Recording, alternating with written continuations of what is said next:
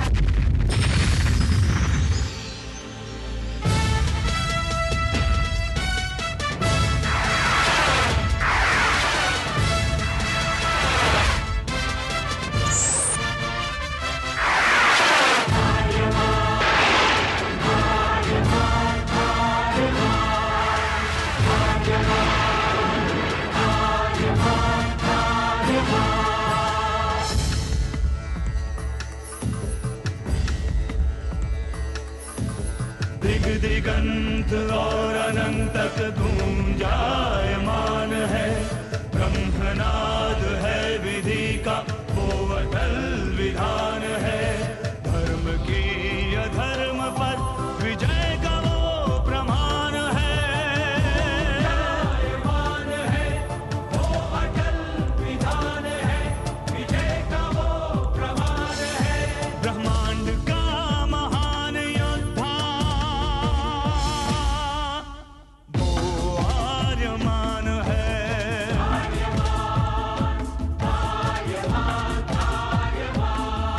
ब्रह्मांड का महान योद्धा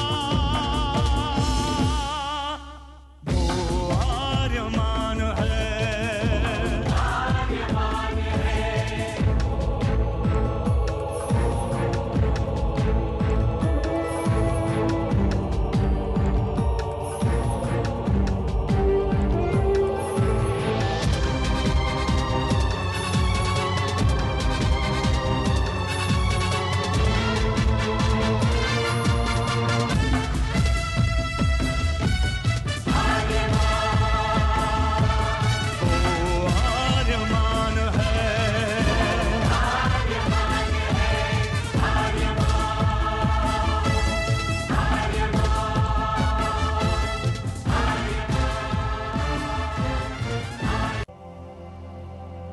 अनंत असीम ब्रह्मांड, अद्भुत, विशाल, विराट, जहां असंख्य आकाश गंगाएं प्रतिक्षण बनती रहती हैं, मिटती रहती हैं।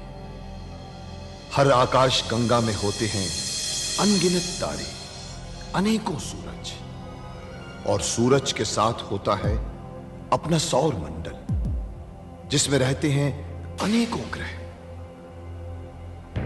न जाने कितने सूरज चमके और बुझ गए, न जाने कितने तारे चमके और खो गए, न जाने कितने ग्रह, कितनी पृथ्वियां, कितनी सभ्यताएं बनी, बढ़ी और खो गई समय की इस अनंत धारा में।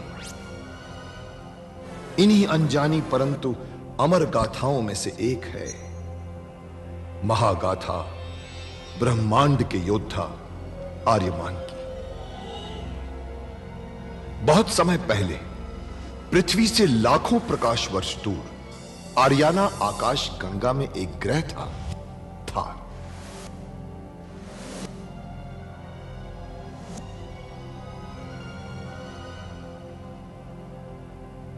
थार एक रेगिस्तान था, पानी की बूंद नहीं थी, फिर भी पूरे ब्रह्मांड के लिए मूल्यवान था थार, क्योंकि थार में थी ऐसी खाने जहां से दुर्लभ जीवनदायी पदार्थ निकलता था, जिसे थारस कहते थे।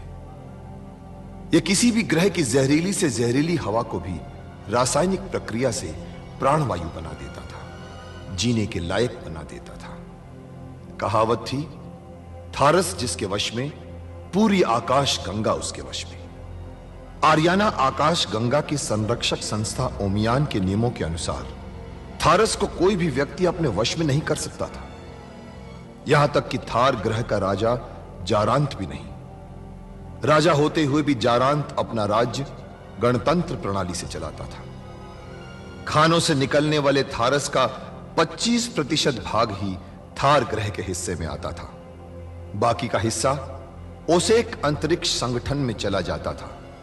ओसेक आरियाना आकाश गंगा के व्यापारियों का संगठन था और जिसका संचालन अंतरिक्ष में बनाए गए एक कृत्रिम ग्रह ओसेक से होता था। मगर ओसेक संगठन में कई व्यापारी ऐसे भी थे जो अति महत्वाकांक्षी थे, जो पूरे ब्रह्मांड में अपना आधिपत्य स्थापित करना चाहते थे। परंतु जब तक ओमियान था तब तक कोई कुछ नहीं कर सकता था। ओमियान अंतरिक्ष के लोगों की संरक्षक संस्था थी, जो अंतरिक्ष के निवासियों के हितों का पूरा ध्यान रखती थी और अपनी शांति सेना के द्वारा संपूर्ण ब्रह्मांड में शांति और व्यवस्था बनाए रखती थी। इसी ओमियान संस्था का अध्यक्ष था महान होशिंग। होशिंग जिस ग्रह पर रहता था उस ग्रह का नाम था गुरुक्षेत्र, जहां आज छिड़ी हुई है एक महाजंग।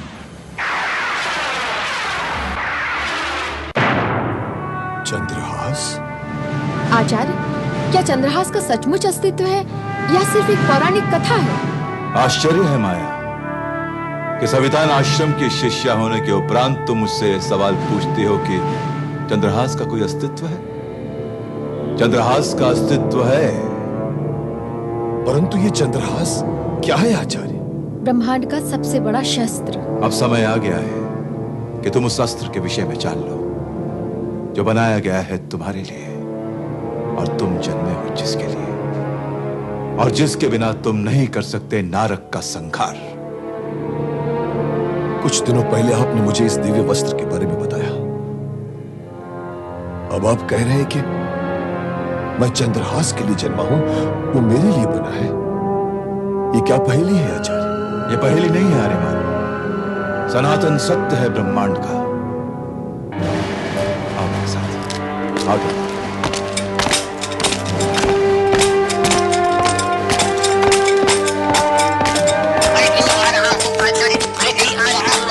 अरे तू तो मनुष्य की भाषा बोलने लगा है टोबो। आ जाओ आ जाओ, तुझे कैसे बोल सकता हूं?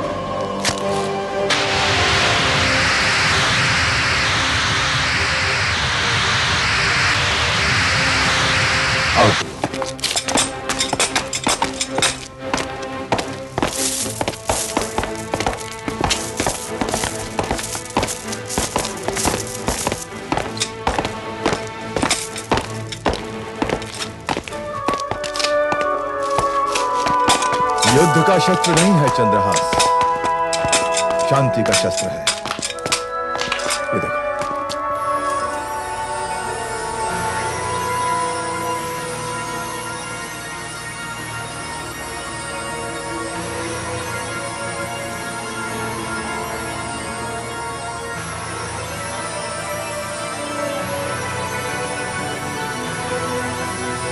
जब जब ब्रह्मांड में धर्म की हानि होती है, अधर्म बढ़ता है, शांति खंडित होती है, तब तब निकाला जाता है चंद्रहास को उसके गर्भ से।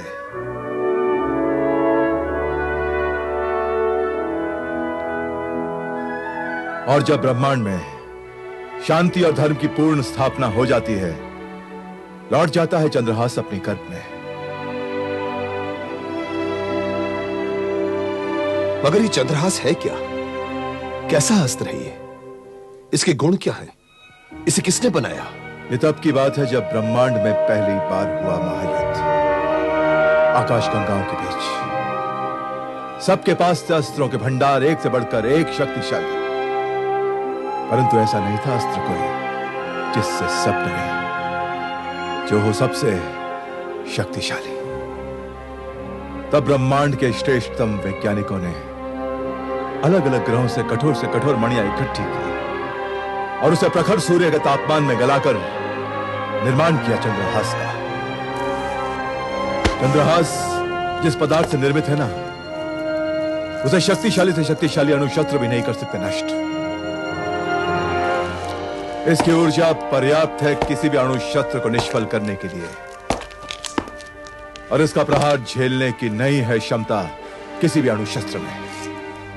हां, एक और रहस्य है इसका। चंद्रहास ब्रह्मांड के सबसे कठोर पदार्थों से बना है, परंतु है पारदर्शी। जब सूर्य की किरण इसके एक विशेष कोण से गुजरती है, तो जहां जहां यह किरण इंद्रधनुष बनाती है, वहां की मिट्टी थारस हो जाती है।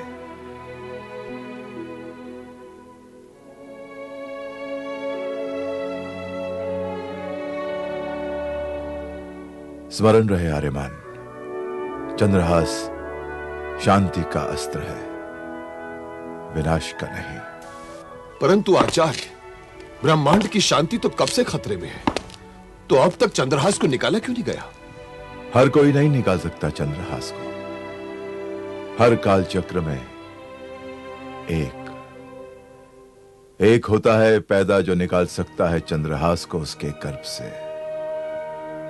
और इस काल चक्र में यह सौभाग्य नियति ने तुम्हें दिया है आर्यमान।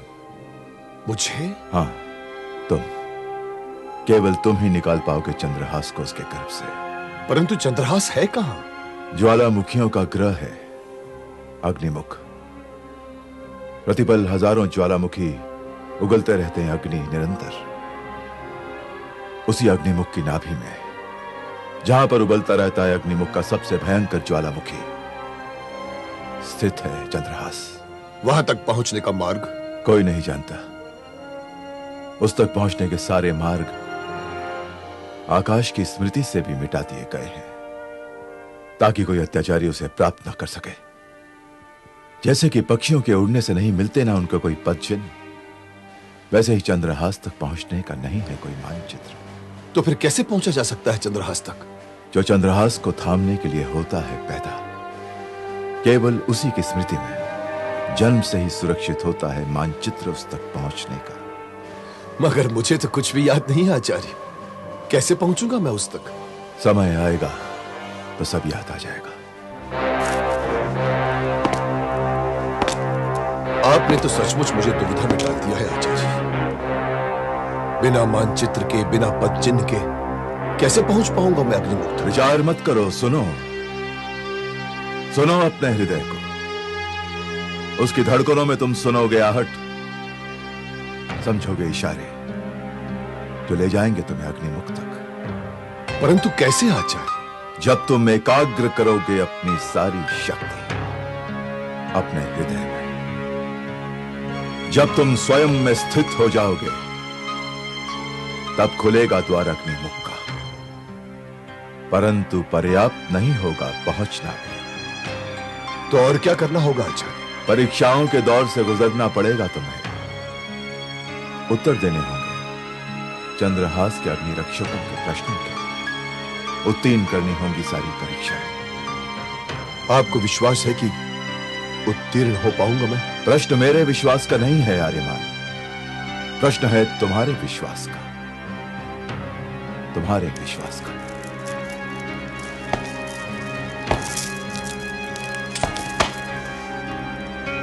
प्रस्थान करो कल सुबह चंद्रहास को प्राप्त करने के लिए।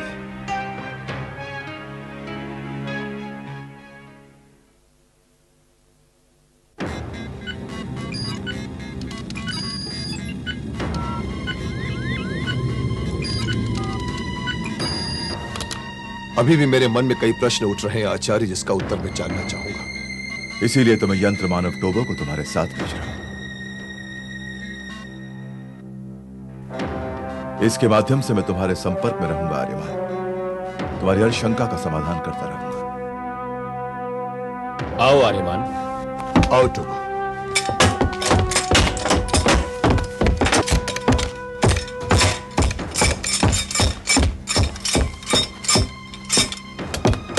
वो देखो। आर्यमान, यह स्तंभ कुरुक्षेत्र के उत्तरी भाग में है। इसके गुंबद में एक विशेष यान है जो तुम्हें चंद्रहास तक ले जाएगा। इस यान में मैंने तुम्हारा दिव्य वस्त्र भी रख दिया है। इस यान की विशेषता यह है आर्यमान यह प्रकाश की गति से भी तेज चलता है और आने वाले हर संकट का संकेत दे देता है। परंतु ये स्तंभ तो यहां से बहुत दूर होगा ना गुरुदेव, हम लोग वहां तक पहुंचेंगे कैसे? तुम दोनों वहां सामने खड़े हो जाओ। मैं तुम दोनों के शरीरों को प्रकाश कणों में परिवर्तित कर दूंगा। तुम तुरंत गुंबद में पहुंच जाओगे। वहां से ज्ञान में जाओ, प्रस्थान की तैयारी करो। जो आगे गुरुदेव, चलो प्रभु। हम तैयार हैं गुरुदेव। गुरु शांगला, जो आज्ञा।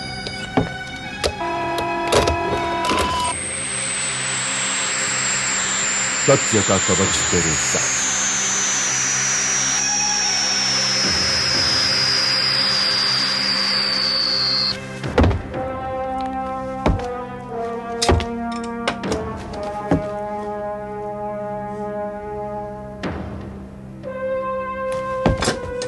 आर्यमान, तुम गुंबद में पहुंच चुके हो।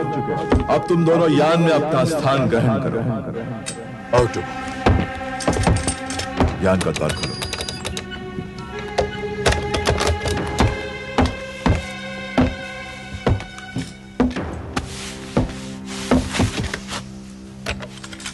अब तुम टोबो के सीने पर संपर्क का बटन दबाओ।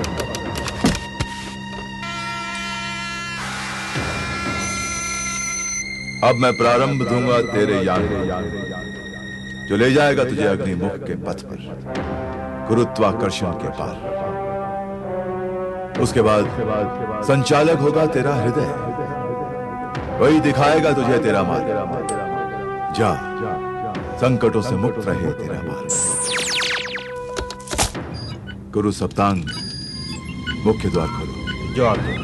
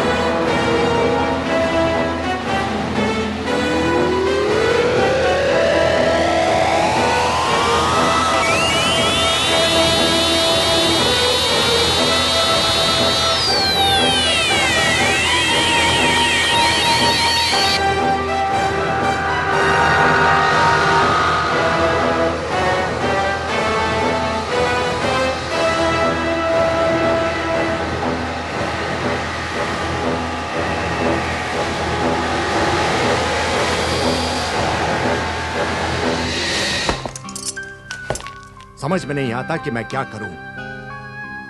अगर उसे नहीं रोका गया तो नारक सारे ब्रह्मांड में रहने वालों का जीना मुश्किल कर देगा, क्योंकि वो अच्छी तरह से जानता है कि थारस नहीं तो जीवन नहीं। इसीलिए वो पूरे ब्रह्मांड में थारस का एक छत्र स्वामी बनकर ब्रह्मांड में सभी रहने वाले लोगों के जीवन और मृत्यु का स्वामी बन जाएगा। ये सूचना आर्यमन तक पहुंचाई जा सकती। पता नहीं आर्यमन कहाँ होगा।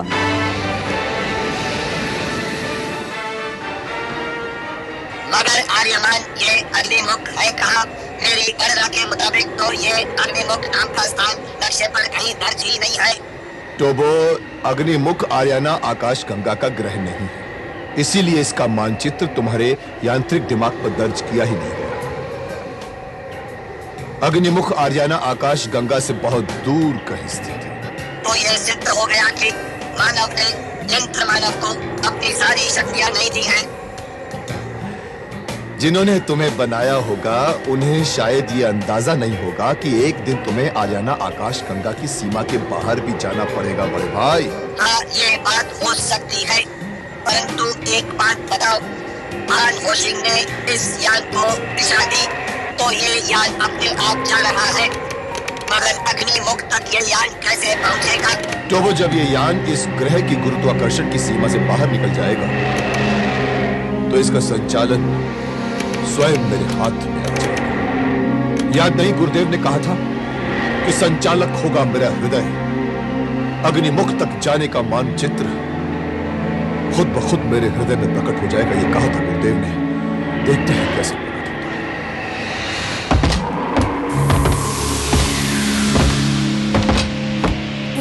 आर्यमान तो समाप्त हो गया, समाप्त हो गया, समाप्त हो गया। परंतु माया जब तक बेहोश है मैं निश्चिंत नहीं हो सकता। कुर्बक, इसलिए माया का जीवित रहना जरूरी है। और थारस के लिए आपकी भावी योजना क्या है महासामंत नारद?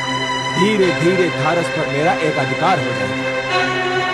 मैं थारस को अधिक से अधिक मात्रा में निकलवा कर उसका गुप्त रूप से संग्रह करूंगा। ओमियान की पैनी निगाहों से बचने के लिए मैंने नए ग्रहों को उपनिवेश बनाकर वहां थारस के भंडार स्थापित करूंगा और दूसरे ग्रहों से दास ला लाकर वहां बसाऊंगा। कुरुबक, मेरा एक सपना है, जब संपूर्ण थार ग्रह पर किसी को थारस की आवश्यकता होगी तो उसे नारद से बात करनी होगी, और तब यह महासामंत नारद उस थारस को अपनी शर्तों और अपनी कीमत पर बेचेगा। कुरुबक, एक बात मत भूलना, थारस आर्याना की प्राण है, और जिसके बस में थारस होगा उसके बस में आर्याना के प्राण होंगे। और शुक्रांत, उसके लिए आपकी क्या योजना है महासामंत नारद? शुक्रांत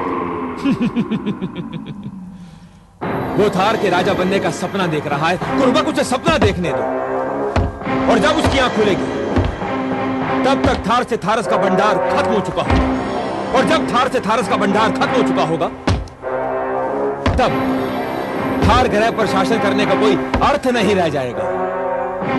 महासामंत नारद, मैं दाद देता हूं आपके दिमाग की और उसकी सोच की। इसीलिए तो हम संपूर्ण ब्रह्मांड पर विजय प्राप्त करने का सपना देख रहे हैं।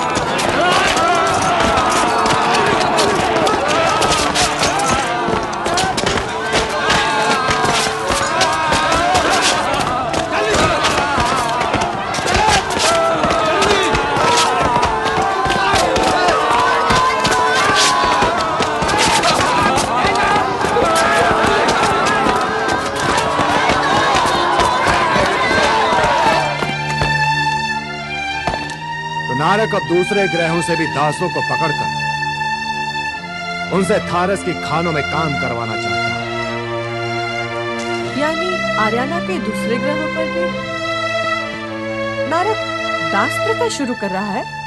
कल से रोजाना खानों से निकलने वाली थारस की मात्रा को दुगना कर दिया जाएगा,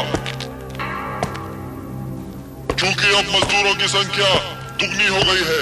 इसीलिए मात्रा में जरा भी कमी बर्दाश्त नहीं की जाएगी। यदि काम में कमी पाई गई तो उसके अगले दिन से रोजाना निकाली जाने वाली थारस की मात्रा को तिगुना कर दिया जाएगा। यानी कि थार को अब थारस विहीन निर्जीव ग्रह बनने में अधिक समय नहीं है रासा।